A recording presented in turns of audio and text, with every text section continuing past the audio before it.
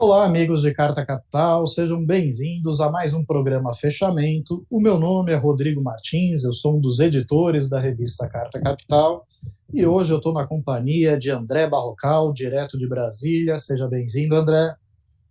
Oi, Rodrigo, boa noite. Boa noite, Mariana, e a todos que nos assistem.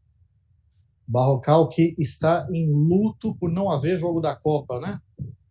Protesto, Rodrigo. Estou em protesto, vestindo preto, porque a Copa do Mundo, depois de nos viciar com até 4 doses diárias, agora cortou. Do nada, já são 2 dias sem Copa. Estou em protesto, vestindo preto. Tá certo, tá certo. E também estamos na companhia da repórter Mariana Serafini, direto de São Paulo. Seja bem-vinda, Mariana. Oi, boa tarde, gente. Boa tarde, Rodrigo. Boa tarde, Barrocal. E a todo mundo que nos assiste aqui.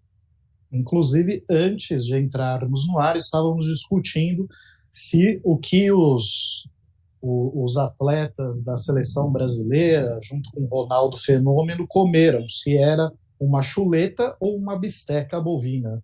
E eu acho que era uma chuleta, e a Mariana tem certeza que era uma bisteca, é isso, Mariana?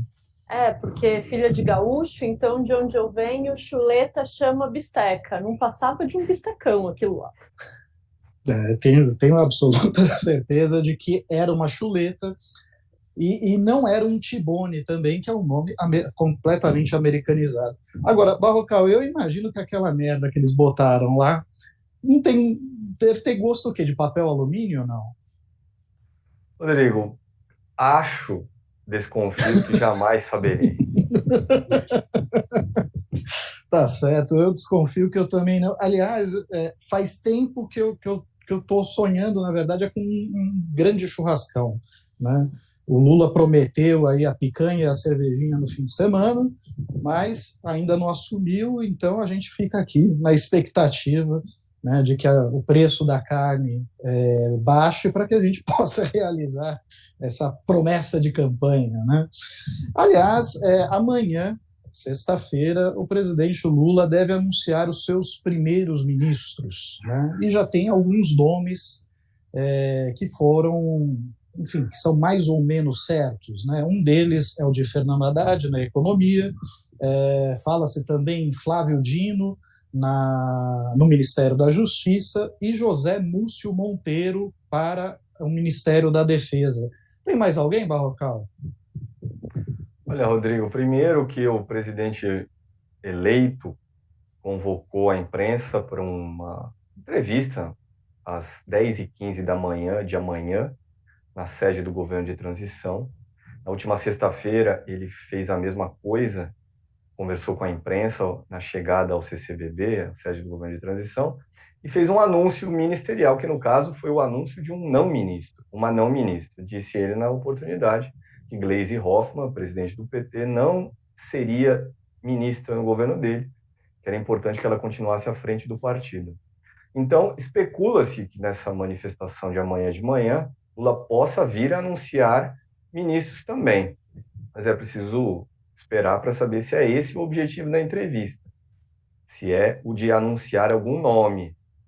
E dentre aqueles mais cotados, eu diria que são esses mesmo, nesse momento. Rodrigo Fernando Haddad para o Ministério da Fazenda, que voltará a ter esse nome, será, o Ministério da Economia vai ser dividido em três, novamente, Fazenda, Planejamento e Desenvolvimento barra Indústria barra Comércio. Ministro da Defesa e também, qual foi o outro que você mencionou aí, Rodrigo? Foram três Flávio mesmo? Dino na Justiça, né? Flávio Dino no Ministério da Justiça, correto, esses três. É isso, É, os três. fala-se também do Rui Costa na Casa Civil, mas eu acho que isso ainda não está muito bem definido, né?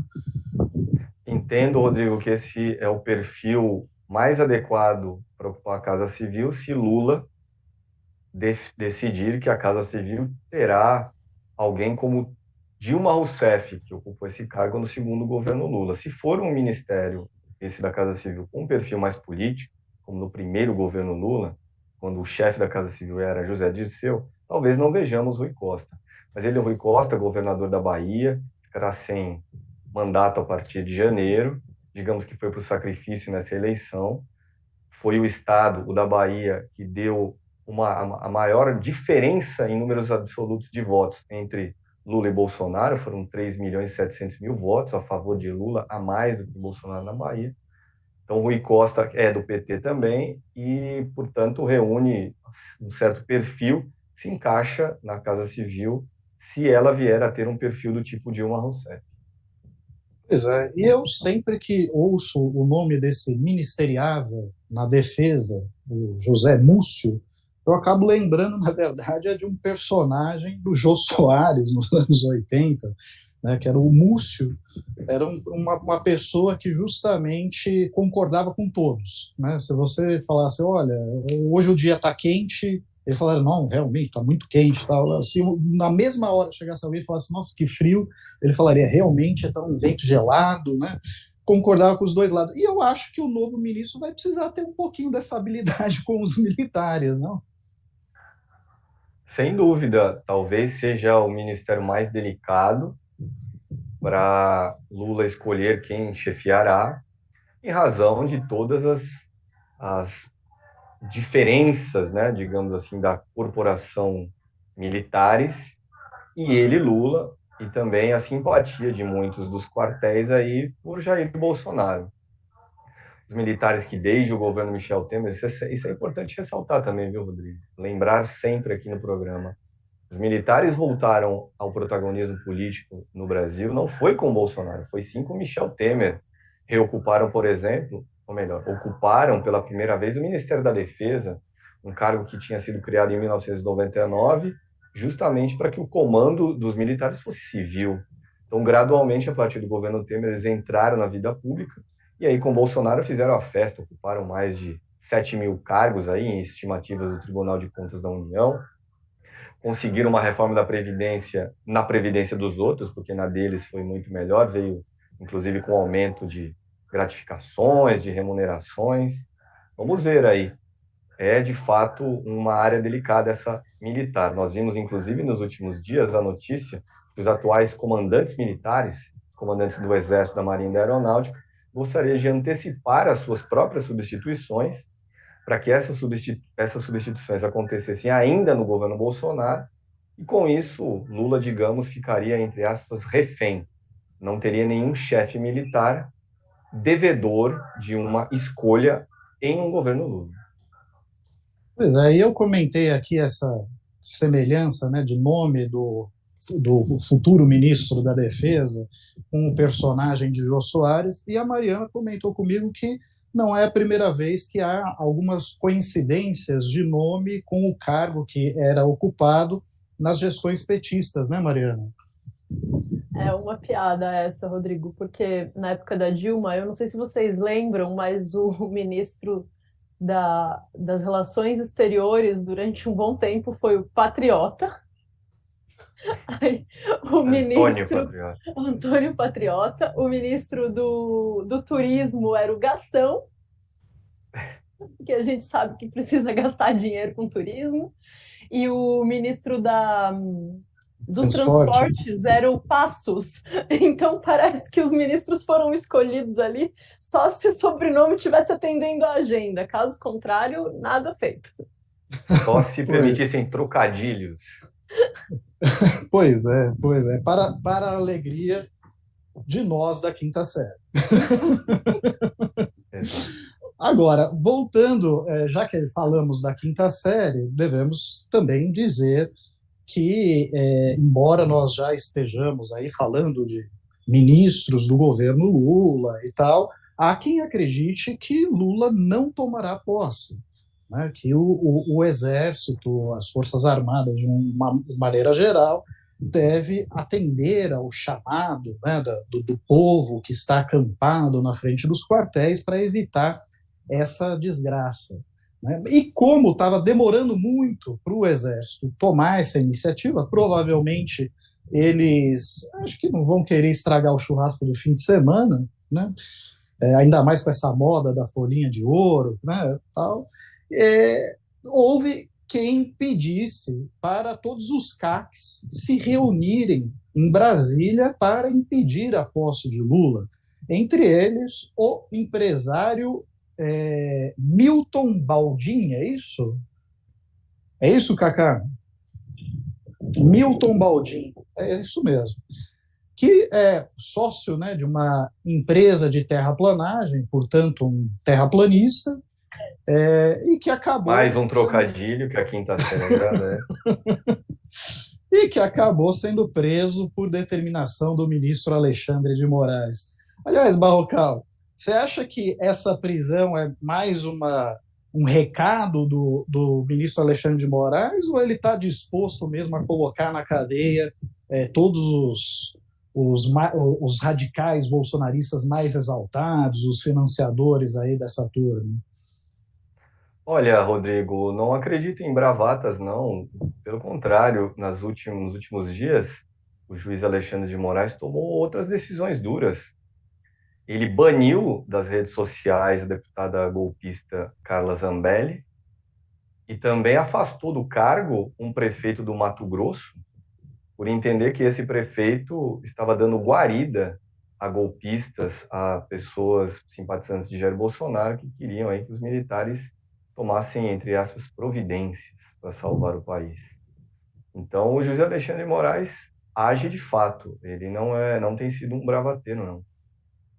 Aliás, atendendo a um pedido, né, do Arthur Lira, presidente da Câmara, o ministro Alexandre de Moraes acabou até relaxando, né, o banimento das redes sociais de alguns parlamentares, entre eles aquele rapaz de Minas que foi recordista de votos. Nicolas Ferreira. Nicolas Ferreira. Deputado federal eleito, ele que não tem mandato, é vereador em BH e se elegeu agora federal. Pois é, mas ele manteve o banimento tanto da Bia Kicis quanto da.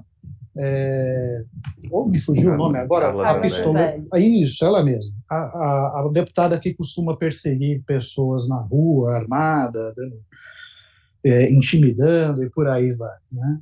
Então, nós tivemos aí essa reação. Agora, todo mundo costuma dizer que essa turma que está acampada, tal, né, pedindo intervenção, o que é um eufemismo para golpe de Estado, né, para as Forças Armadas tomarem o poder, violando a vontade da maioria da população que confiou seu voto nas urnas e tal. Mas, enfim, todo mundo diz que essa turma é uma turma muito violenta, de muito ódio, né? Mas não é só de ódio que essa turma vive. Tanto que nós tivemos um casamento, olha só, Barrocal, um casamento num acampamento golpista de Ponta Grossa. Acho que esse é o sonho de toda mulher, não, Mariana? Primeiro que tá aí a instituição casamento como a imposição de um sonho feminino, né? O problema já começa por aí, mas não, essa galera, quando a gente acha que eles atingiram o nível máximo da cafonice, eles vão lá e dobram a meta. É impressionante. Casamento em quartel foi. E não é nem no quartel, né? É na calçada do quartel, do lado dos banheiros químicos, tal. Enfim, Maravilha. Tem gosto para tudo, tem gosto para tudo. Mas, de qualquer forma, um mérito a gente não pode tirar. Os bolsonaristas, desde que Jair Bolsonaro foi eleito em 2018, eles tiveram uma participação nas ruas, eles ocuparam as ruas e sempre estiveram ali para apoiar o governo, para enfrentar, para dar respaldo ao governo Bolsonaro. E mesmo após a derrota de Jair Bolsonaro, eles seguem mobilizados. E, na verdade, Barrocal, você nos conta em sua reportagem, a Gleisi Hoffmann não será ministra e continuará no PT, não por acaso, né? Verdade, Rodrigo. Tem parte da explicação tem a ver com esse fator ruas, né? Você apontou agora, os bolsonaristas a extrema-direita brasileira aprendeu a militar nas ruas, também nas redes sociais, aprendeu a militar, a ser militante, e muita gente no lulismo, muita gente no PT entende que será preciso manter um estado permanente de enfrentamento com essa extrema-direita e, portanto, de ocupar as ruas, de ter o povo nas ruas também, em defesa de Lula e seu governo. Os movimentos sociais gostariam que Gleisi Hoffmann fosse a ministra responsável no futuro governo pela relação deles com Lula. Entregaram os movimentos sociais a Gleisi Hoffmann aí na última segunda-feira, conto na minha reportagem, um documento sobre o que foi, no caso, o que não foi a participação social no governo Bolsonaro e também propostas para adoção no governo Lula, como a retomada das conferências nacionais, aquelas conferências dos negros, da juventude, das mulheres, e também que Lula use as redes sociais, use as facilidades da tecnologia para poder ouvir mais a população. Isso não foi um papel já usado, quer dizer, já desempenhado pelo Gilberto Carvalho em governos anteriores? Sim, Rodrigo. O canal Gilberto Carvalho, ele foi o principal interlocutor dos governos de Lula e Dilma com os movimentos sociais.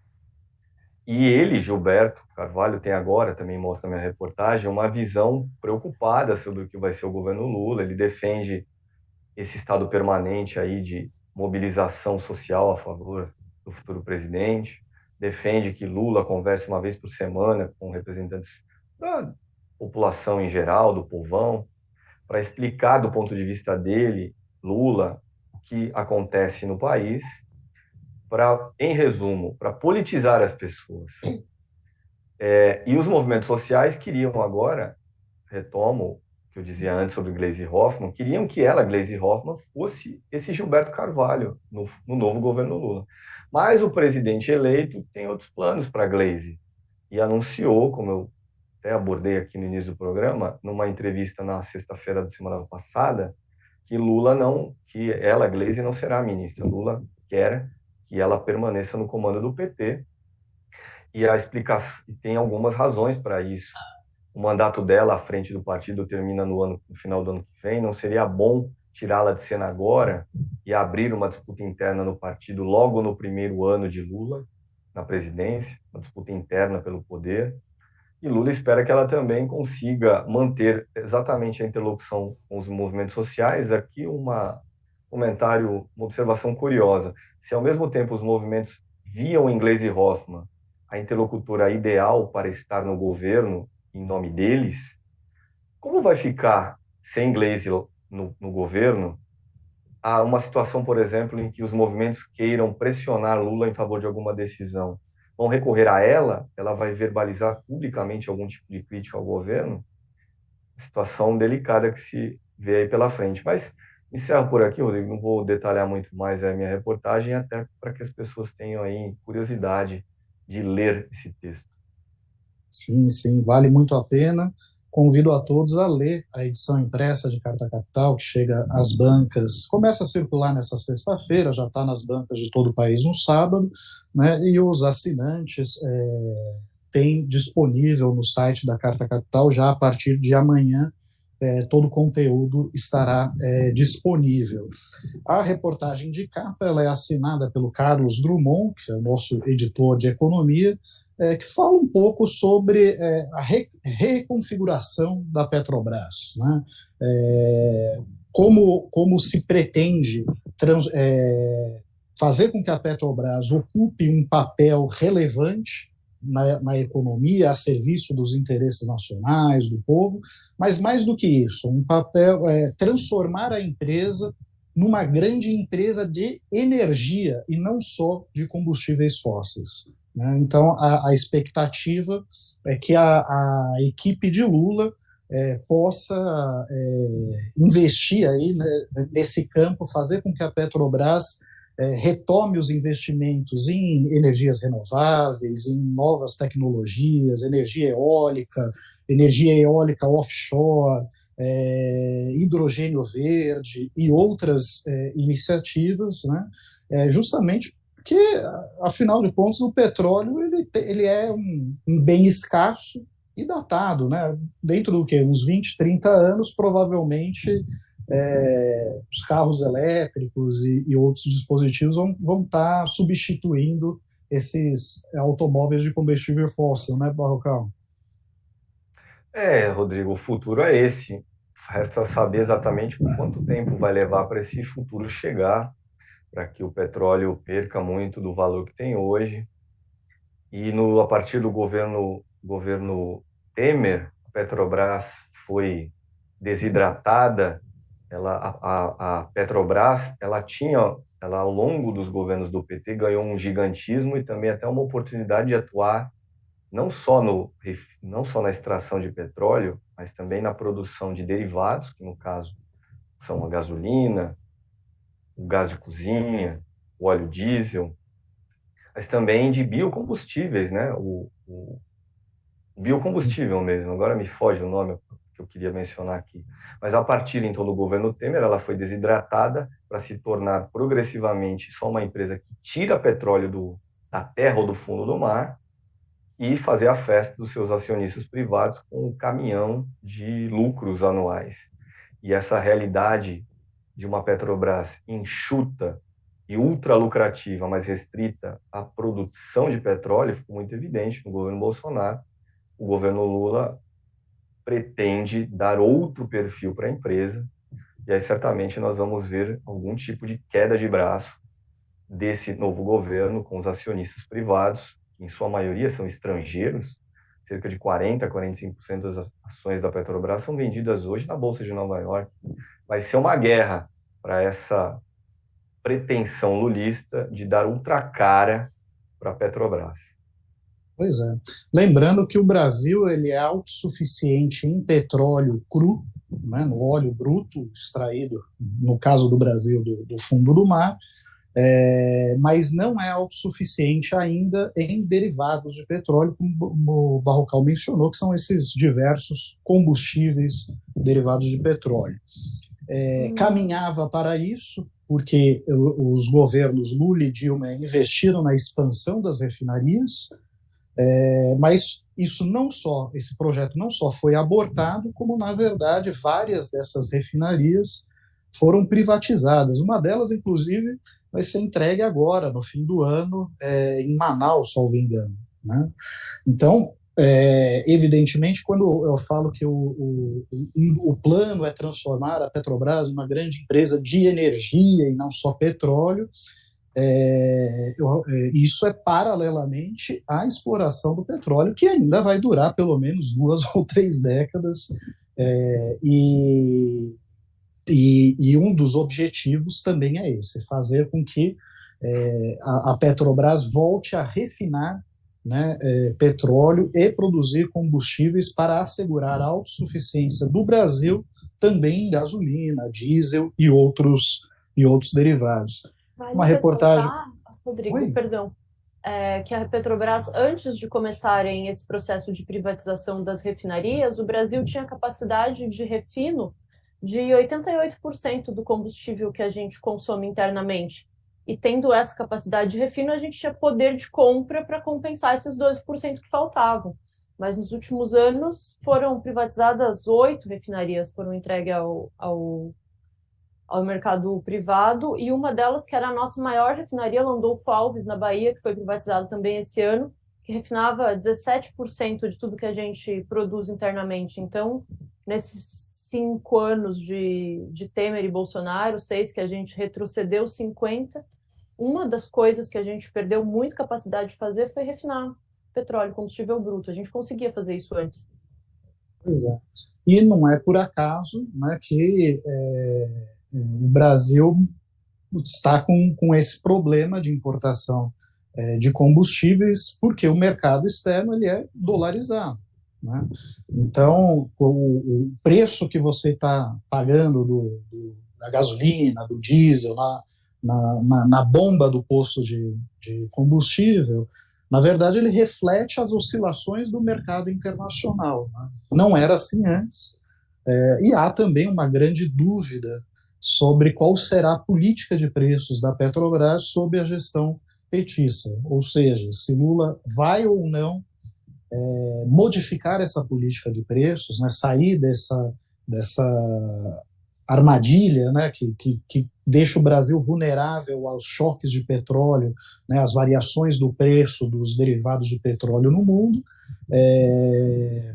enfim, para exercer o seu papel de acionista majoritário na empresa, afinal de contas, o Estado brasileiro é acionista majoritário da Petrobras e, portanto, o povo brasileiro, né? Ou se continuarão a prevalecer ali os interesses dos acionistas privados, né? A maior parte deles estrangeiros, que investem na Bolsa de Nova York, e que estão interessados, na verdade, no maior lucro possível no menor tempo possível, né? E enquanto o Brasil está aí vivenciando uma crise terrível, com dificuldade para pagar até as bolsas da CAPES, mais de 200 mil pesquisadores estão sem pagamento no momento por conta dos cortes promovidos pelo governo Bolsonaro para cumprir o teto de gastos. A Petrobras recentemente fez uma distribuição recorde de lucros, salvo engano, 180 bilhões de reais, né, Balcão? Pois é, nos últimos 2 anos a Petrobras teve lucros recordes. De novo, isso é ótimo para os acionistas privados da empresa, que botam no bolso aí na forma de lucros e dividendos distribuídos uma fortuna, e muitos deles, vamos repetir mais uma vez aqui, são estrangeiros, investem na Bolsa de Nova York. Para esses acionistas é ótimo. Agora, qual é o custo disso? O custo disso é a gente ter pagado quase R$ 8 o litro da gasolina. E baixou o preço agora, mas nada impede de um novo choque de petróleo, seja por conta de algum conflito, ou de uma redução da demanda chinesa, ou, enfim, algum produtor que resolve boicotar o fornecimento, enfim, nada impede Rodrigo, e se você que me a permite, gasolina volte a 8, 10, né? eu Pode. tenho uma informação aí de que no governo de transição, pelo lado lulista do governo de transição, há quem veja a possibilidade de Lula enfrentar de cara, ao tomar posse, uma crise energética. Crise essa que seria causada pela guerra da Ucrânia. Nós vemos aí o inverno se aproximar do hemisfério norte, ou seja, da Europa e dos Estados Unidos. O inverno lá é quando é o nosso verão aqui, começa em meados de dezembro, segunda metade de dezembro. E uma das retaliações da Rússia contra as investidas da OTAN, dos Estados Unidos, né, dos países europeus, uma das reações de Vladimir Putin foi cortar o suprimento de gás. O preço do gás na Europa vai disparar agora, no final do ano, início do próximo. Ou os europeus pagam ou vão passar frio. Mas em havendo, então, de fato, essa crise na Europa, podemos ver aí uma disparada do preço do barril de petróleo. E aí, como é que vai ser aqui?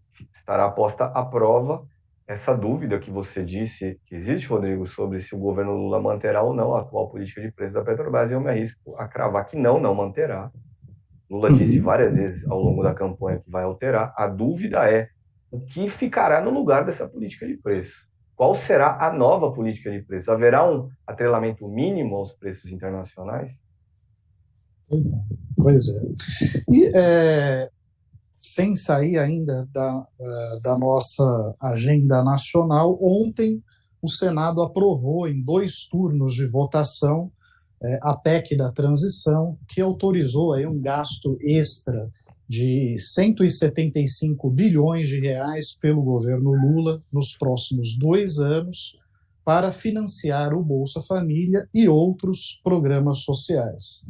Agora, esse projeto, para virar emenda constitucional, para começar a valer, ele precisa ser aprovado na Câmara dos Deputados, e aí pode haver algum tipo de armadilha criada pelo Arthur Lira. Não, eles sempre costumam criar uma dificuldade para vender a facilidade, não? Rodrigo, e o pretexto nesse caso se chama orçamento secreto. Esse é o grande pepino desse final de ano aqui em Brasília, Rodrigo.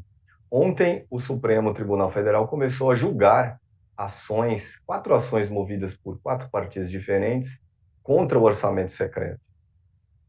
Foi uma decisão a de levar os casos a julgamento tomada pela presidente do tribunal, Rosa Weber.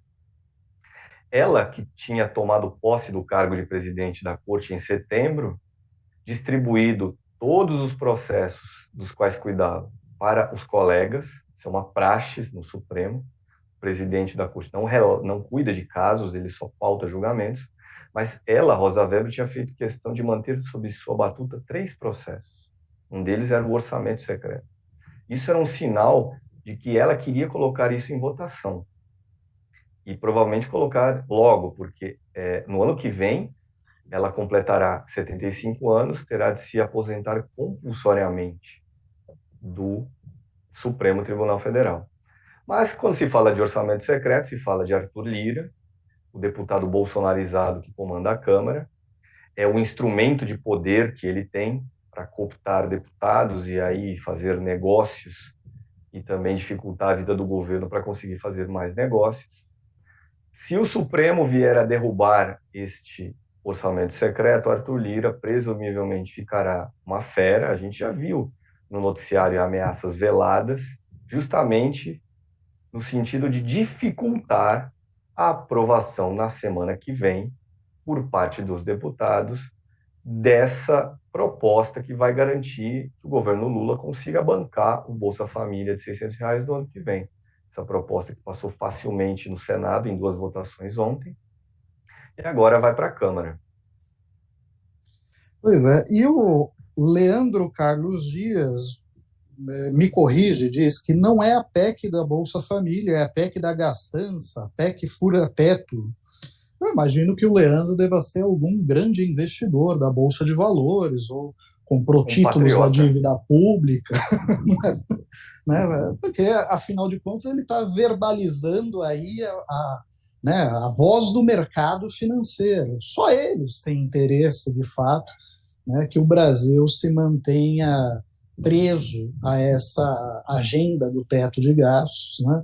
O que é o teto de gastos? É o congelamento de todos os gastos públicos. O governo não pode aumentar nada, exceto pela correção da inflação. Não importa se a economia volte a crescer ou não, né?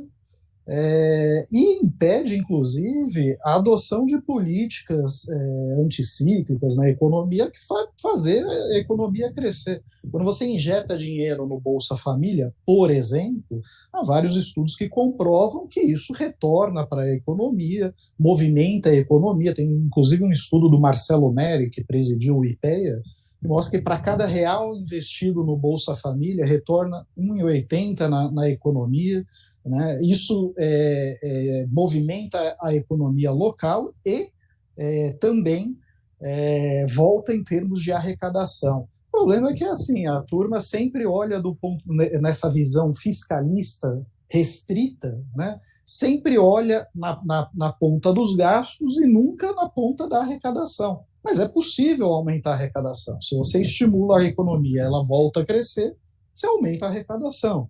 Se você taxa, né, os setores da elite brasileira que hoje não pagam imposto ou pagam muito pouco imposto, né, você pode aumentar a arrecadação e acabar compensando um gasto maior em proveito da maior parte da sociedade brasileira, né, Balcão?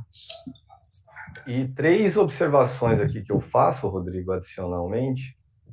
Primeira, o governo Bolsonaro, ao longo de 4 anos, também recorreu em alguns momentos a algum tipo de fura-teto para cumprir quase 800 bilhões, né? Pois é, alguns cálculos apontam esse número. Formas de furar o teto para honrar aí necessidades políticas e mesmo econômicas, honrar promessas de Bolsonaro. A segunda observação é que o próprio presidente da República, durante a eleição, disse que manteria os R$ 600 no ano que vem, apesar de a proposta de orçamento do ano que vem, enviada em agosto pelo ministro Paulo Guedes ao Congresso, prever R$ 400. O Bolsa Família, que ainda chama Auxílio Brasil, voltaria para R$ 400. Como é que Bolsonaro pagaria R$ 600 sem furar o teto? Qual seria o milagre? Ou ele não cumpriria a palavra e o Bolsa Família voltaria para R$ 400? E a terceira observação, Rodrigo, é que nos últimos dias o IBGE, um órgão federal que calcula oficialmente certas estatísticas do Brasil, informou que no ano de 2021 tivemos um número recorde de pobres no país, em uma década, 62 milhões de brasileiros.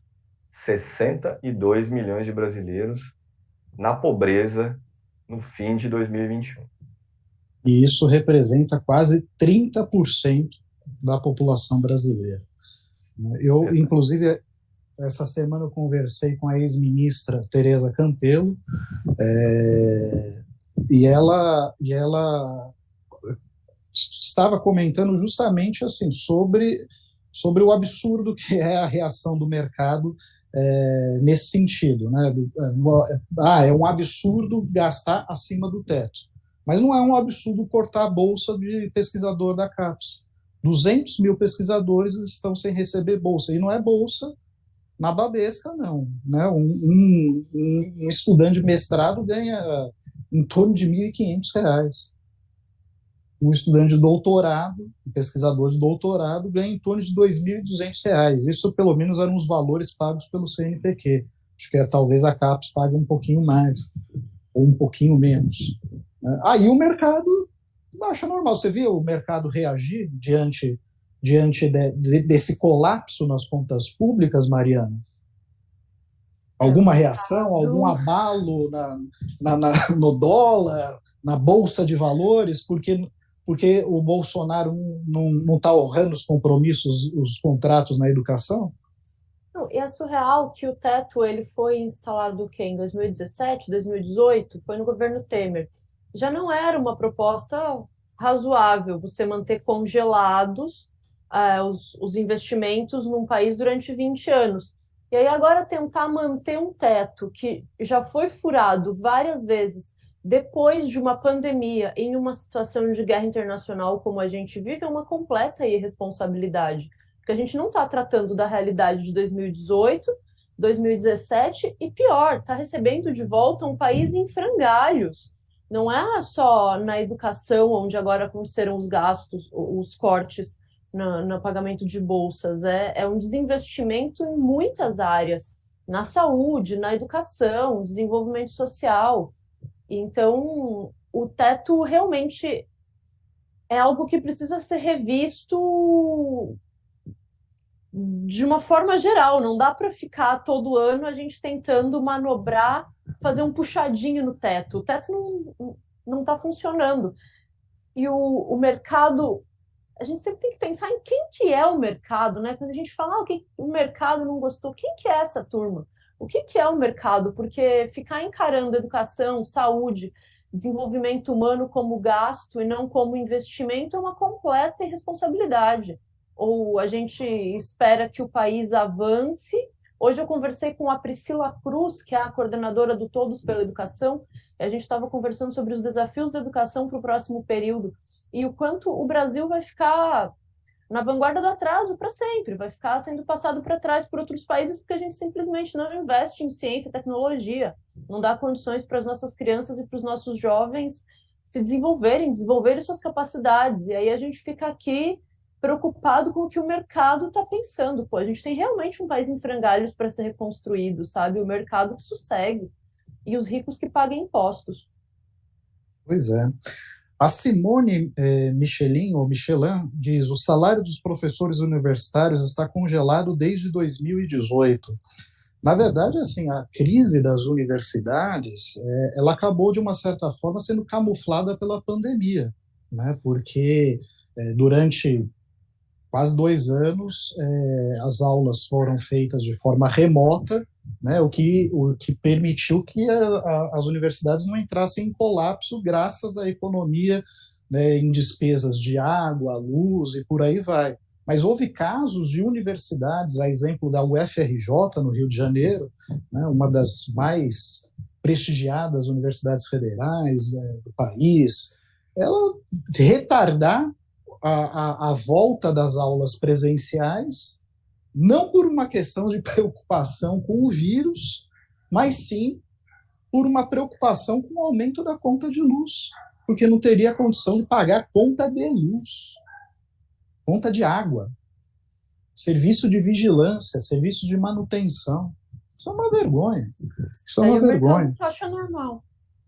Pois é. O Salatris diz: esse chororô do mercado é mecanismo de especulação e variação cambial. Aliás, eu até me recordei de uma piada que dia desses eu li na internet, que falava assim, o mercado está chateado com o Lula, então estamos quites. Eu também fico chateado quando eu entro no mercado e vejo o preço das coisas. E Fer fala, sobre o casamento no Paraná, a crise é, sobretudo, estética. Eu acho que a crise ela é geral, né? A crise ela está em todos os pontos possíveis e imagináveis.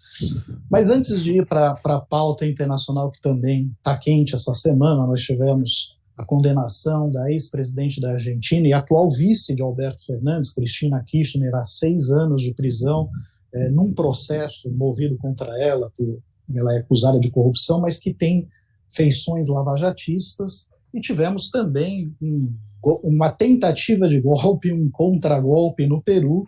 Falaremos sobre isso também mais adiante. Mas a Mariana ela preparou uma reportagem muito interessante para edição impressa de Carta Capital, essa que chega às bancas amanhã, começa a circular amanhã e está nas bancas de todo o país no sábado, sobre a situação dos órfãos da Covid, né? Ela foi investigar como é que estava a situação daquelas famílias e tal, e ela fez uma descoberta um tanto indigesta, né? De todos os estados brasileiros que prometeram auxílio financeiro para as famílias que abrigaram os órfãos da Covid, né, para as pessoas que acolheram os órfãos da Covid, somente um estado está efetivamente pagando esses auxílios, né, Mariana? Rodrigo, essa pauta até foi o Barrocal que me deu a dica aqui. Eu passei a investigar essa semana e rendeu uma investigação interessante, mas muito dura. Eu acho que foi até hoje, faz pouco tempo que eu estou na carta, mas eu acho que foi uma das matérias mais difíceis de apurar, porque foi uma coisa que eu fiquei com a sensação de que ninguém queria falar sobre o assunto, mas também não queria dizer que não queria falar. Então, liguei para muitos deputados, para muitos secretários estaduais, para saber como é que estava a história, e o pessoal ficou me jogando para lá e para cá, até que a gente consegue chegar no fato que todo mundo prometeu, mas ninguém está pagando. O Nordeste, que já está cansado de levar o Brasil nas costas, né, é a única região que está um pouco mais avançada nesse processo, que o consórcio Nordeste foi quem desenvolveu já com mais celeridade o programa Nordeste Acolhe. Ele ainda não saiu do papel em todos os estados, saiu do papel apenas na Paraíba, e eu vi que agora também parece que começou no Piauí, tem 13 famílias sendo atendidas no Piauí. Na Paraíba são 53 famílias, e no resto do Brasil tem um monte desses projetos de auxílio em andamento, mas nenhum ainda está, de fato, chegando às famílias que precisam. E essa história dos órfãos da Covid é uma coisa muito triste, assim, eu estava acompanhando as histórias agora nos últimos dias e só tem história de terror, assim, gente, porque imagina, uma das histórias que me contaram é uma menina de 19 anos que, no intervalo de 14 dias, perdeu a mãe e o pai e assumiu a guarda legal da irmãzinha de 10. De repente, essa menina, que ainda é uma criança, vira chefe de família. Outra moça com quem eu conversei tinha um filho, a irmã morreu, ela assumiu os 4 filhos da irmã e, mais tarde, agora, esse ano, ela teve gêmeos. Então, de repente, ela começa a ter 7 filhos e o salário não aumentou. Então, essas pessoas estão numa situação muito difícil. E tem outra questão. O promotor de justiça da infância do Maranhão, com quem eu conversei, levantou um ponto interessante da gente observar. É a primeira vez na história da humanidade que a gente vai ter uma geração de órfãos em todo o mundo. Porque se a gente pega as 2 grandes guerras, a gente teve gerações de órfãos, mas localizados, onde os países foram afetados pela guerra. Dessa vez é a primeira vez que é uma geração de órfãos no mundo todo. Então, isso é uma questão que precisa, sim, ser vista com muita responsabilidade pelo poder público, porque essas crianças, muitas ficaram desamparadas, muitas têm uma família que pode acolher, mas uma família que já tem ali as suas demandas, a sua economia, muitas vezes já comprometida, e de repente chegam 2, 3, 4 bocas a mais para alimentar, crianças para vestir, para mandar para a escola. Então, o poder público tem que tomar as rédeas desse problema, e não é só pagar R$ 500 por mês, ou um salário mínimo por mês para ajudar essas famílias, precisa de atendimento psicológico, acompanhamento de saúde mental. Essas pessoas estão enlutadas, estão lidando com uma situação muito difícil. Então, eu conversei com a coordenadora do programa Paraíba que Acolhe, que é o nome do programa na Paraíba, Jéssica Juliane. Ela me falou que lá eles estão trabalhando com essa preocupação também de ter esse atendimento psicológico e de acompanhamento de saúde mental para os adolescentes, para até reorganizar as famílias. Assim, ela contou um caso de uma mãe que assumiu 4 crianças que perderam os pais também, tipo a moça de Manaus, e, a princípio, ela não tinha como cuidar das 4 crianças e as crianças ficaram divididas. Uma ficou com um tio, outra... Então, imagina, 4 irmãos que já perderam pai e mãe, de repente são separados também. O trauma que essas crianças têm que enfrentar, a infância que está sendo perdida. Então, foi uma matéria muito dura mesmo de fazer, sabe? Eu terminei, assim, exaurida emocionalmente, porque muita história triste e preocupante ver o descaso. A gente tem um presidente que negou a pandemia durante muito tempo, negou oxigênio para as pessoas, negou vacina. A gente não podia esperar muito que o Bolsonaro se comovesse com os órfãos, que são invisíveis, e resolvesse pagar um salário, dar um auxílio para essas famílias. Então, isso é algo que o governo de transição, que o governo Lula vai precisar ver com celeridade, porque essas famílias estão precisando. Já se passou um ano da CPI da Covid, quando começou a tramitar o projeto de auxílio no Senado, que também até agora não avançou, e as famílias estão a ver navios, assim, e a pandemia continua, né? A gente reduziu o número de mortes, reduziu o número de casos, mas as pessoas continuam morrendo, continuam surgindo novos órfãos da Covid. A gente nem sabe o número de órfãos que a gente tem no Brasil, porque outra coisa que a gente está sofrendo no país é um apagão estatístico. Tudo que o Bolsonaro conseguiu esconder, jogar para baixo do tapete, impedir que fosse diagnosticado, ele fez. E uma das coisas que a gente não tem noção de quantos são os órfãos. O único estudo que a gente tem é da revista Lancet, de 2021, fim de 2020, que levantava mais de 130 mil órfãos no país. Com certeza esse número é superior a isso e já aumentou. Então, é um assunto muito delicado. A reportagem ficou bem interessante, vale a pena ler. Ai, precisei de uma aguinha. Inclusive a Maíra, que é uma... é... inclusive, desculpa, a Maíra, que é a personagem que ela menciona, né, que precisou ali acolher os filhos da irmã falecida, tal, ela era enfermeira, ela é enfermeira, na verdade, atuou em Manaus no auge da crise do oxigênio, chegou a dar um depoimento extremamente comovente na CPI da Covid, relatando a história dela, e foi, sobretudo, a partir do relato dela que começaram a surgir esses vários projetos de lei para oferecer algum tipo de auxílio financeiro às famílias que acolheram os órfãos da Covid, né? Em vários estados, há projetos aprovados, mas que não foram regulamentados, ou que ainda não têm dotação orçamentária, mas que na prática não saíram no papel. O projeto do Senado sequer foi aprovado, né? Então, realmente é uma situação bastante desesperadora, né? Não, é uma situação horrível, assim. E outra coisa interessante sobre a Maíra, que é a moça que foi a personagem da matéria, ela era uma enfermeira que lidava com o nascimento de crianças, e de repente ela começou a atender pessoas morrendo de Covid num nível industrial de morte. E ela pegou Covid porque trabalhava no hospital muitas vezes sem proteção.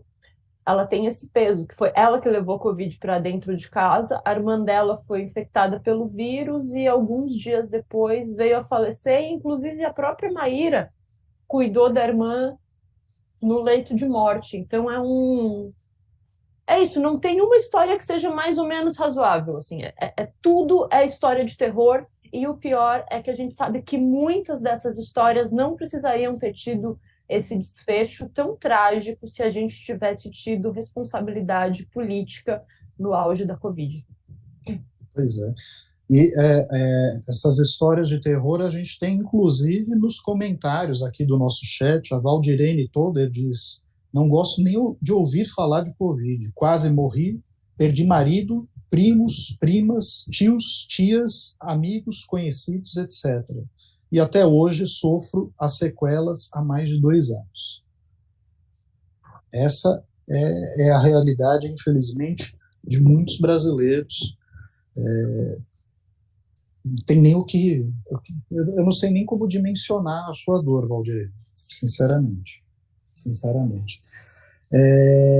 O senador fez aqui uma pergunta, mas eu vou deixar essa pergunta, senador, mais para o final aqui do programa, porque tem 2 assuntos que a gente precisa comentar, né? Um é a condenação da ex-presidente e atual vice-presidente da Argentina, Cristina Kirchner, a 6 anos de prisão, né, por casos de corrupção. Ela teve a sentença anunciada na terça-feira não, quarta, agora me fugiu, eu tô perdido aqui, não. Ou na terça ou na quarta. Mas de qualquer forma, está ocorrendo uma mobilização muito forte na porta da casa dela, com vigília e tudo mais, porque esse processo tem as pegadas, as digitais do lavajatismo brasileiro, né? E de fato tem muita coisa esquisita, né? A forma como os promotores vão à mídia para falar do caso, como juízes vão à mídia para falar do caso, se reúnem secretamente em converscotes, né? O próprio Ministério Público chegou a pedir 12 anos de prisão, exatamente para ser o mesmo número de anos que a Argentina foi governada tanto pela Cristina Kirchner como pelo seu marido, Néstor Kirchner, né? E há uma coisa muito estranhíssima, que é a inabilitação política dela para todo sempre, né? Então, realmente, é um projeto, um processo que tem aí o DNA, as pegadas, né, do lavajatismo brasileiro, e causa um certo espanto. A Cristina Kirchner, ela própria, disse que no início ela achava que isso se tratava de um caso de lawfare, né? Ou seja, do uso, né, do sistema judicial para fazer uma perseguição política semelhante ao que aconteceu com o ex-presidente Lula no Brasil. E agora, segundo as suas palavras, ela está convencida de que, na verdade, existe uma máfia judicial na Argentina. É um caso bem singular mesmo, né, Barrocão? Esse é um caso que tem uma implicação política grande, porque no ano que vem, 2023, a Argentina terá eleição presidencial. O atual presidente, Alberto Fernandes, é um presidente impopular em razão da situação econômica do país, do custo de vida. Ele ganhou a eleição de Maurício Macri em 2019 justamente por causa do tema econômico, mas não foi capaz de melhorar a vida das pessoas na Argentina e hoje dificilmente teria condição de fazer o seu sucessor ou concorrer à reeleição. E Cristina Kirchner, a vice-presidente, poderia ser candidata também, mas essa condenação afeta os direitos políticos dela. E mesmo que ela, Cristina, consiga suspender essa perda dos direitos políticos e eventualmente concorrer na eleição, vai ser, evidentemente, essa condenação um fato bastante explorado contra ela durante a campanha, pelos adversários, pela própria imprensa. É uma condenação decorrente de uma acusação de que no governo dela e no governo do marido também, Néstor Kirchner, já falecido, um certo empresário de nome Lázaro Baez, um empresário amigo do casal, teria ganhado muito dinheiro e ganhado de forma ilícita. E o que a Cristina Kirchner diz, e ela falou isso numa entrevista para um jornal brasileiro, a Folha de São Paulo, na última segunda-feira, véspera da condenação, é que o juiz persegue ela, e isso ficou caracterizado no seguinte fato: esses mesmos acontecimentos já tinham sido examinados por esse juiz de nome Julian Ercolini, lá atrás no passado, e o juiz se declarou incompetente para examinar o caso. Não viu ali motivo para levá-lo, esse caso, adiante. Mas não adotou a mesma postura quando a acusação chegou a ele, tendo sido formulada pelo Ministério Público durante o governo Macri. Então, ela diz isso: o juiz foi um juiz suspeito, no meu caso, juiz parcial, um juiz que me perseguiu. E ela diz também, Rodrigo, você abordou de certa forma isso, que hoje em dia na América Latina, não é de agora, 2022, aliás, mas há alguns anos na América Latina, as togas substituíram os tanques para dar golpe em governantes de esquerda. Essa é basicamente a linha de defesa dela. Curioso, ou melhor, interessante notar aqui que Gleisi Hoffmann, presidente do PT, e Lula, o presidente eleito, se manifestaram publicamente em solidariedade a Cristina Kirchner. De certa forma, assinaram embaixo tudo que a vice-presidente argentina diz a respeito de perseguição judicial e lawfare. Pois é. E se Lula prestou solidariedade a Cristina Kirchner, o mesmo não ocorreu com o agora ex-presidente do Peru, Pedro Castillo, né, que tentou um golpe de Estado, fracassou, porque ninguém acatou as ordens dele, e, em ato contínuo, o Congresso, né, o parlamento peruano, acabou aprovando um pedido de impeachment contra ele. Ele teve o mandato cassado e a vice acabou assumindo a presidência do Peru, e o próprio Castillo foi preso, né, que é o que deve ser feito com todo golpista. Eu sinto que assim, setores da esquerda ficam ressentidos em qualificar dessa forma que houve um golpe por parte do Castillo, porque a oposição peruana, de fato, não vale muita coisa, e estava impedindo, de fato, o Castillo de governar. Ele não conseguia aprovar nada no parlamento, né? Agora, sinceramente, não há como qualificar de outra forma o que o Castillo fez, porque ele não se contentou em simplesmente virar e falar: não, está dissolvido o Congresso. Olha, veja bem, está dissolvido o Congresso, né? Ele implantou um estado de exceção, interferiu em cortes, botou toque de recolher. Quer dizer, é o conjunto completo de uma ditadura, não, Mariana?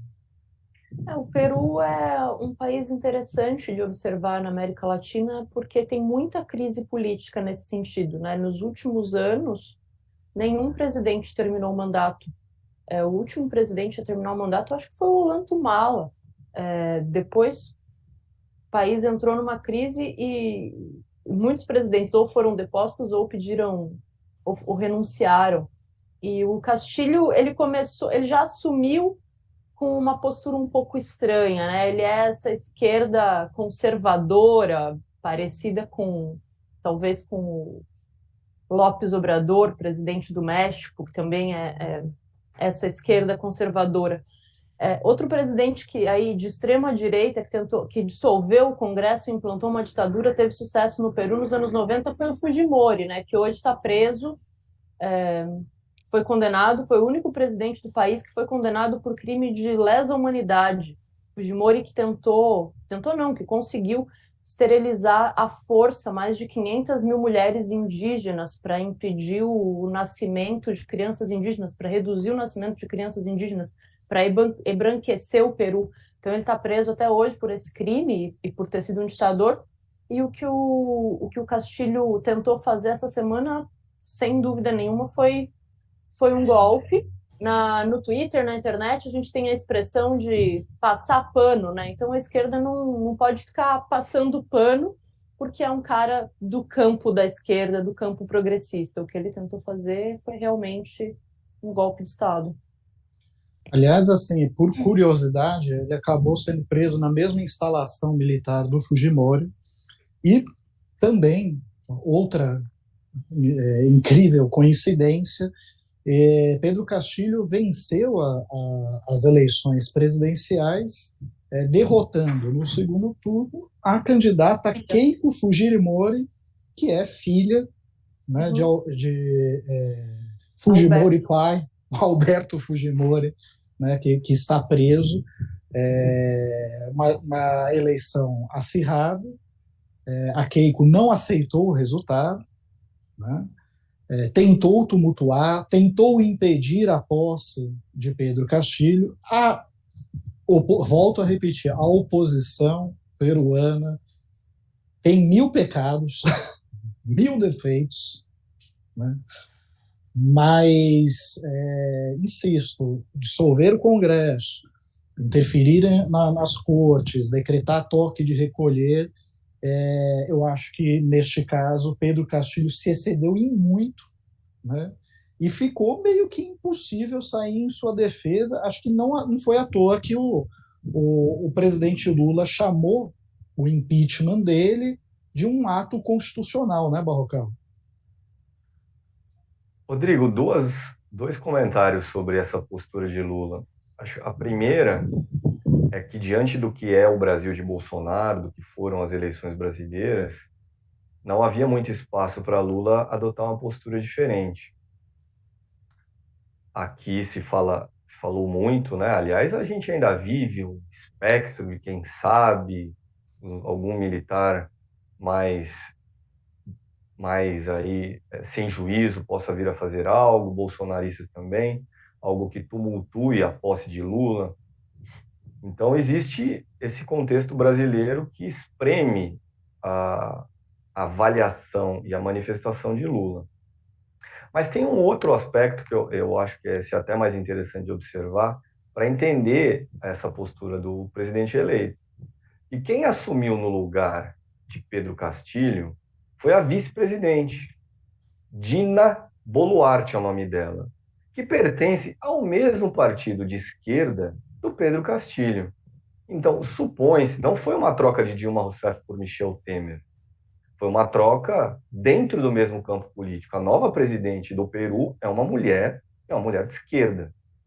Então, talvez não seja tão ruim para quem simpatiza com Lula, e mesmo para Lula, com sua visão mais ou menos progressista da vida, ver uma mulher de esquerda no comando do Peru. Mas para terminar aqui, Primeira Rodrigo, só vez que queria... é uma mulher presidenta do Peru. Perdão, Barrocal. Só fez essa Claro, observação. verdade. Primeira vez. Bem enfatizado, Mariana. E eu, para terminar, Rodrigo, acho que é muito importante também salientar, reforçar algo que você também disse aí já.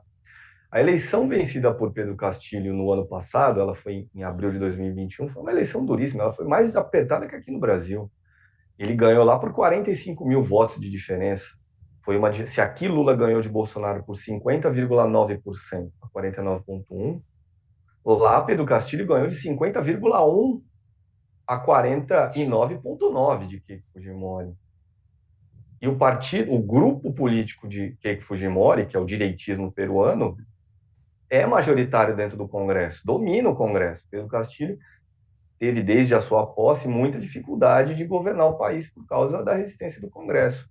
Antes dos acontecimentos de agora, dessa semana, ele já tinha escapado 2 vezes de um processo de impeachment. O Congresso busca uma situação parecida com a de Dilma Rousseff em seu segundo mandato.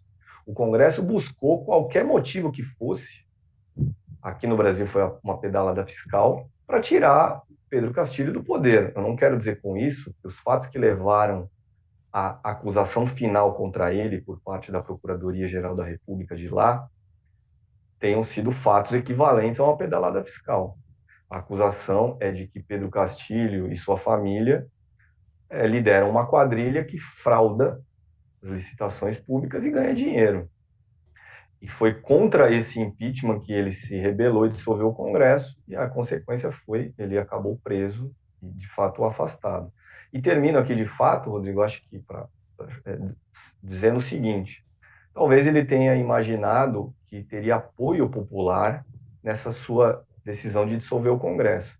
Porque se ele, Pedro Castilho, tem, segundo uma pesquisa, 70% de reprovação hoje, o Congresso tem mais ainda, o Congresso peruano. 80%. Uma reprovação de 86%.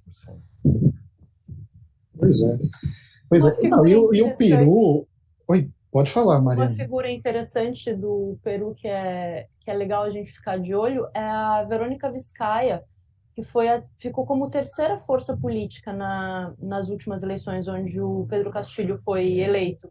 Teve essa votação muito acirrada entre a Keiko e o Pedro, e a Verônica, que é uma figura de esquerda, da esquerda mais alinhada à esquerda da América Latina, era a aposta do grupo de esquerda que a gente chama aí de Onda Rosa, ficou em terceiro lugar como força política. Também foi a primeira vez que aconteceu isso, da esquerda ter chegado tão longe, né? Um presidente de esquerda eleito e a terceira força também uma figura da esquerda. Foi importante que no segundo turno ela apoiou o Pedro Castilho, foi uma decisão responsável ali na época, apesar de ser uma linha de esquerda bem diferente. Então ela é uma figura que pode se destacar aí no meio dessa crise política nesse próximo período. Pois o Barrocal mencionou que o segundo pedido de impeachment contra Pedro Castilho foi por Terceiro, Rodrigo. o terceiro foi por um caso de corrupção, mas o primeiro foi risível a justificativa. Eles abriram o primeiro processo contra Castilho por traição à pátria, por ele ter cogitado, durante uma entrevista, a fazer um referendo para o povo peruano decidir se abrir ou não um caminho para o mar à Bolívia. Né? Então, essa foi a justificativa do primeiro, bastante risível. Né? E acho que vale também observar que o Peru ele tem uma democracia completamente disfuncional. Né? Ontem eu acabei acessando o site do jornal La República, lá e eu tive que dar risada do editorial deles, porque eles falavam que o episódio todo do contragolpe, né, contra o Castilho, havia mostrado a força das instituições democráticas no país. Gente, em 6 anos, o Peru teve 6 presidentes. Nenhum presidente consegue governar. É eleito, mas chega no parlamento, qualquer um pode apresentar um pedido de vacância, que é como eles chamam um processo de vacância, que é como eles chamam o impeachment por lá, e faz seus arranjos ali e a coisa fica impossível, inadministrável. Né? Então, de fato, se não houver uma reforma política, que acho que uma das intenções da nova presidente do Peru, a situação vai continuar disfuncional por lá, né, Barrocal? Rodrigo, o governo Bolsonaro, ele deixa várias heranças malditas. Nós temos visto o governo de transição aí diariamente anunciar desastres em áreas específicas do Estado brasileiro. Um dia é saúde, outro dia é educação, outro dia é o meio ambiente. Mas eu entendo que há um outro legado maldito deixado pelo capitão Jair Bolsonaro, que é esse legado de apostar tudo nas tais instituições, Congresso, Supremo Tribunal Federal particularmente, para enfrentar um presidente da República do qual não se gosta. E isso nos impede de pensar sobre a própria natureza das instituições do Brasil. E na América, isso vale para a América Latina. Vamos ficar no caso peruano. O editorial desse jornal que você se referiu saúda a força das instituições peruanas. Verdade. O Congresso é forte e o Judiciário é forte. O presidente da República não é. O presidente da República que a população mais pobre, que os partidos de esquerda têm mais condição de alcançar, mais condição de alcançar a presidência, de fazer maioria, por exemplo, no Congresso.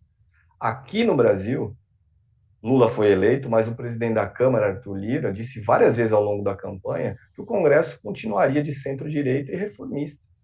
Vai ser um desafio para Lula governar com uma agenda mais ou menos de centro-esquerda, diante desse parlamento que é de direita. E o Supremo Tribunal Federal, esse que a gente muitas vezes enaltece pelas decisões duras contra Bolsonaro, é um Supremo que, por exemplo, decidiu aí recentemente proibir a lei do piso salarial da enfermagem. É o Supremo que recentemente, é o mesmo Supremo que recentemente decidiu permitir que contribuições previdenciárias dos trabalhadores no período anterior a 1994 fossem levados em conta na hora de calcular as aposentadorias dessas pessoas, mas decidiu por 6-5. 5 juízes dos 11 do Supremo ficaram contra isso. Ficaram contra. Eu deixo essas reflexões aí para as pessoas pensarem sobre a natureza das nossas instituições, do nosso establishment. Pois é. Na verdade, também é quase o mesmo Supremo que chancelou o golpe de Estado contra Dilma Rousseff, né, porque analisou o processo e silenciou-se diante do fato de inexistir um crime de responsabilidade, no caso dela, o que veio a ser confessado pelo ministro Barroso, recentemente. Ele falou que ele não identificou crime algum por parte de Dilma, né? Ou seja, o julgamento de Dilma foi puramente político, sendo que a Constituição exige, né, que para haver um impeachment precisa existir um crime de responsabilidade. Não havia. Inventou-se a justificativa das pedaladas fiscais. É o mesmo Supremo que ficou totalmente acovardado, né, quando Lula foi nomeado ministro da Casa Civil de Dilma e Moro fez o que fez, né, vazando um diálogo dele com a presidente da República, gravado fora do período autorizado judicialmente, né, e que veio por determinação de um ministro do Supremo a anular a indicação dele naquele momento, que ele poderia atuar para tentar impedir o impeachment de Dilma Rousseff. É o mesmo Supremo que depois impediu Lula de concorrer, de disputar as eleições de 2018, contrariando uma recomendação do Conselho de Direitos Humanos das Nações Unidas, que achou que, apesar de Lula responder ao processo, como não havia o trânsito em julgado da sentença condenatória, ele poderia, sim, se candidatar à presidência da República, e esse não foi o entendimento do Supremo Tribunal Federal. Rodrigo, desculpa, me permita, nesse caso da candidatura proibida de Lula em 2018, foi o Tribunal Superior Eleitoral, que, aliás, é formado em 7 ministros, sendo 3 deles do Supremo, daí a confusão. E o líder dessa proibição foi um dos juízes que pertence ao Supremo, Luiz Roberto Barroso. Era ele o relator do registro da chapa de Lula como candidato a presidente em 2018. Vejam só, a coincidência, o mesmo ministro que dia desse confessou que Dilma não havia cometido crime algum. É surpreendente. Aliás, bom, vamos encerrar aqui, porque avançamos um pouco o nosso horário. Eu tinha prometido ao senador fazer uma pergunta para você, Barrocal. Então, antes das suas considerações finais, o senador pergunta se você tem alguma informação sobre o esquema de segurança para a posse de Lula, porque ele está preocupado que ocorra aqui o que aconteceu com Kennedy nos Estados Unidos. Me refiro a Kennedy, o presidente, não Kennedy, o saxofonista, para voltar às piadas de quinta série. Mas você tem alguma informação a respeito ou não? Rodrigo, essa posse tem sido tratada aí pelo time lulista com muito cuidado, porque se ao mesmo tempo existe a intenção de transformar o evento num grande acontecimento popular e mesmo mundial, são esperados chefes de Estado em número recorde para uma posse de brasileiro, são esperadas aí, é o que diz Janja, a futura primeira-dama, 300 mil pessoas em Brasília, o que seria também um público recorde em posses de presidentes. Ao mesmo tempo que existe essa construção de um grande acontecimento, por outro lado, existe a preocupação com a segurança de Lula. Lula, que durante a campanha participou em alguns eventos usando o colete à prova de balas. Até o momento, existem informações desencontradas, por exemplo, sobre se ele desfilará ou não em carro aberto. Janja, Rosângela da Silva, a primeira-dama, deu uma entrevista essa semana, na qual disse: vai haver desfile em carro aberto. Mas ela disse também que o Rolls Royce presidencial, aquele veículo tipicamente usado nas posses está danificado, algum tipo de dano que ocorreu na posse de Bolsonaro em 2019. Me deu a impressão que seria já também uma porta de saída para a eventualidade de os responsáveis pela segurança de Lula desaconselharem desfile em carro aberto. Gilberto Carvalho, que foi chefe de gabinete de Lula por 8 anos na presidência, uma pessoa envolvida diretamente com a preparação da posse, ele não garantiu, me deu uma entrevista aqui no YouTube da Carta na última sexta-feira e disse que esse desfile em carro aberto está em análise, não é uma decisão tomada. Nós vemos na internet, isso tem me chamado a atenção, inclusive em vídeos nossos aqui da Carta, muita gente que eu presumo ser bolsonarista, escrevendo o seguinte: ladrão não sobe a rampa. O que significa isso? Temos algum atentado em preparação, é isso? Ou seria uma mera tentativa de amedrontar Lula para que ele participasse de uma posse, participasse de uma forma mais tímida da posse? Então, é isso, Rodrigo, que dá para dizer aí para o nosso telespectador, para o senatore, a respeito da segurança de Lula e do que vem aí na posse. Pois é. Eu, de Lula, pediria emprestado ao Papa Francisco aquele Papa móvel, né, que foi criado especialmente para o Papa João Paulo II, que sofreu um atentado.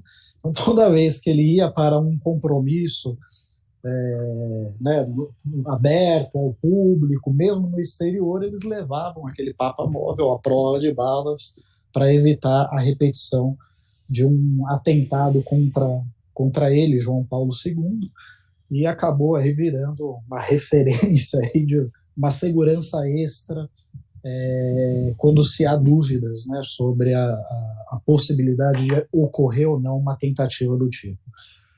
Barrocal, qual é o seu convidado amanhã no Poder em Pauta e qual é a sua observação final no nosso programa? Rodrigo, amanhã o convidado do Poder em Pauta é Cláudio Pucci, ele que foi deputado federal, é economista e atualmente é secretário do Planejamento da Prefeitura de Belém, integra também o governo de transição por parte do time lulista. E, pelo perfil dele, será uma entrevista, por essa razão que eu o convidei, será uma entrevista sobre 2 assuntos que a gente abordou aqui já, 2 assuntos orçamentários. Vamos falar de grana. O orçamento secreto, o julgamento dessas ações que pedem a proibição do orçamento secreto. Cláudio Pucci é do partido PSOL, que é um dos 4 partidos proponentes de ações contra o orçamento secreto. E o outro tema da entrevista será, então, essa ampliação dos recursos para o Bolsa Família no ano que vem, o pagamento de R$600, e como isso deixa chateado o tal do mercado, já que haverá por aí um fura-teto. Será uma entrevista às 10 da manhã, será uma entrevista mais cedo por causa do jogo do Brasil na Copa, que está marcado para o meio-dia, Rodrigo. E termino a minha participação aqui chamando a atenção para essa diplomação de Lula na próxima segunda-feira perante o TSE. É o último ato formal antes da posse dele. É lá no dia 12 de outubro, no dia 12 de dezembro, no Tribunal Superior Eleitoral, que Lula será definitivamente considerado vencedor da eleição de outubro. E a expectativa, alimentada pelo próprio presidente eleito, é que, encerrada essa etapa formal, nós possamos começar a ver o anúncio dos futuros ministros do novo governo. Tá certo, Barrocal. E você, Mariana, destacaria algo mais no término do nosso programa? Eu quero deixar uma dica de leitura. A gente está aqui em meio à Copa do Mundo, que no começo o pessoal não estava muito empolgado, e agora eu ouvi dizer que tem até gente querendo tatuar o Richarlison. Então, comecei a pensar um pouco sobre esse episódio da Copa, que é uma Copa esquisita, né? Uma Copa no Catar, um país aí cheio de questões sérias com relação aos direitos humanos, ao mesmo tempo que os estádios construídos à base de trabalho escravo e ingressos com preços exorbitantes Aí eu fui ler Eduardo Galeano, que é um grande escritor e jornalista latino-americano, uruguaio, e que era um completo alucinado por futebol. Em Copa do Mundo, ele tinha o hábito de colocar uma plaquinha de papel na porta da casa dele, escrito Cerrado por Futebol, ou seja, fechado por motivo de futebol. Ele só assistia futebol, ele ficava vendo jogos, ele era alucinado. A Copa de 2014, ele estava no Brasil e ele viajou o país de ponta a ponta vendo jogo em estádio. Ele ainda estava com a saúde mais ou menos, conseguiu fazer isso. E ele tem um livro chamado Futebol a Sol e Sombra, aqui, onde ele fala sobre os mundiais, sobre títulos, sobre jogadores, as observações do Galeano ao longo de muitos anos sobre futebol. Ele que era um torcedor do Nacional do Uruguai. E nesse livro eu comecei a ler agora essa semana e eu descobri que tem uma pegadinha, porque o Galeano ele era um fanfarrão no fim das contas, assim. E, ó, quem lê, depois joga nos comentários, gente, se vocês vão encontrar a pegadinha. Tá nos textos relacionados às Copas do Mundo. Ele conta de todas as Copas, e os textinhos são pequenininhos, é um quebra-cabeça, assim, o livro. E aí tem, nos textos relacionados às Copas, tem uma pegadinha. Então, para o pessoal ficar de olho aí.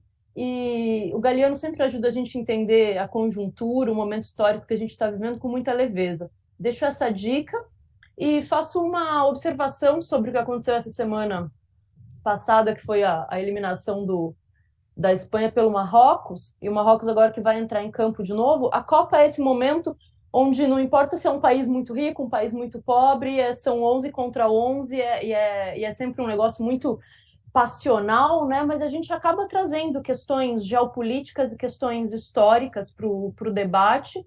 E uma coisa interessante que acontece no Marrocos e que pouco se fala é a ocupação do Saara Ocidental. Saara Ocidental, que é um país, um território que era livre, independente, até 1973, quando foi ocupado pela Espanha, então entregue para o Marrocos em 1979. E desde então, o povo saarauí, que é o povo oriundo do Saara Ocidental, foi afastado do seu território, que é na costa, hoje ocupado pelo Marrocos, e eles vivem cercados por um muro imenso, como o muro da Palestina, mais ou menos. Eles vivem cercados por esse muro, apartados da costa, do estilo de vida caiçara que eles tinham, da saída para o mar que eles tinham, e existe uma frente chamada Frente Polisário que defende a libertação e o retorno ao território de origem do povo sarauí. Então, já que está acontecendo várias manifestações políticas em defesa dos direitos humanos nessa Copa por ser no Catar, não vai acontecer, mas seria muito lindo ver os jogadores do Marrocos entrarem em campo e, quiçá, denunciar a violação de direitos humanos contra o povo sarauí que acontece no Marrocos desde os anos 70. Uma vez eu organizei uma atividade para falar sobre esse tema, eu fazia parte de um núcleo de ativistas internacionalistas, e foi a única vez que a gente foi importunado por um serviço secreto de algum país. O pessoal, os agentes do Marrocos, colaram na nossa atividade, que era ali no Barão de Tararé. Imagina, vieram dizer que a gente não podia falar sobre o Saara Ocidental. Então, rolou, além de tudo, uma censura, um assunto que pouco se sabe. O Saara Ocidental é um país muito pequeno. Eu acho que é importante a gente observar esse jogo geopolítico que não entra em campo, mas que está, de certa forma, posto durante a Copa do Mundo. E aí, por fim, gente, bolão. Qual que é o palpite de vocês para amanhã, Brasil e Croácia? Olha, eu não arrisco palpite nenhum, porque, na verdade, diferentemente da Mariana, que é fã do Pombo, inclusive ela tem um pôster escondido com autógrafo dele e tal, e coisa. E embora seja muito legal o futebol e Copa do Mundo e tal, eu confesso que eu tô com um bode danado dos atletas da seleção brasileira, então para mim tá difícil torcer para aquele time, sabe? Não rola uma empatia, uma identificação. O melhorzinho realmente o Richarlison, o Pombo. Esse dá para torcer com absoluta tranquilidade, mas os demais é difícil, viu? É difícil você ver um atleta, sei lá, que eventualmente sonega impostos e que fica esbanjando dinheiro, um outro que nega pagamento de pensão, mas desfruta de bistecas de R$ 9.000. Então, assim, é um grau de alinhamento da situação do mundo, do próprio país, de distanciamento social, que me faz realmente ter um bode danado de conseguir sentar para torcer para esse time em particular. Mas eu deixo para o Barrocal sim, ele supera tudo isso e é capaz de apresentar para nós aqui o seu palpite para o jogo de amanhã. 2-1, Rodrigo, 2-1 para o Brasil. O Brasil vai quebrar uma escrita. Foi campeão pela última vez em 2002 e a partir de 2016 caiu na Copa do Mundo sempre que teve pela frente nas fases eliminatórias, nas fases de mata-mata, um europeu. É o que vai acontecer amanhã. O Brasil passou das oitavas de final contra um time asiático, agora enfrenta um europeu pela frente. É a Croácia e para mim ganha Brasil 2-1. Tá certo, então. Bom, eu arrisco um palpite, então, para Argentina e Holanda. Vai ser aquele 2-1 sofrido na prorrogação para a Argentina. Bom, pessoal, por hoje é só. Eu agradeço muito a paciência e a audiência de todos. Peço desculpas pelas piadas de quinta série, os trocadilhos, que realmente tinha algumas coisas que a gente não consegue controlar, né, mas incríveis coincidências. E aproveito para pedir para vocês, se gostarem desse vídeo, curtirem, compartilhar, se inscrever no nosso canal, assinar a revista Carta Capital. Tem várias opções disponíveis, uma delas certamente pode caber no seu bolso. Um forte abraço e até a próxima, pessoal. Boa noite.